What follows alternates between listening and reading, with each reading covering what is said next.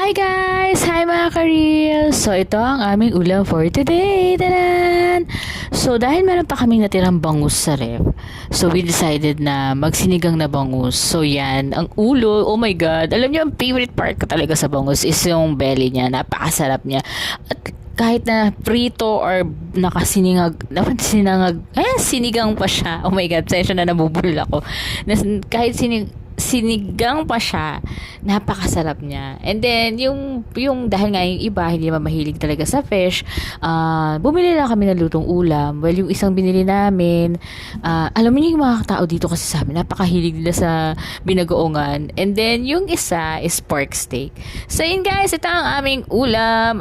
Kung meron kayong suggestion, comment nyo na below. Follow me, guys. Pwede ako makatanggap ng stars. Sensya na, nabubulol pa sa sinigang. Kasi nako-convince ako. Talagang medyo yung thang ko sa ganyan.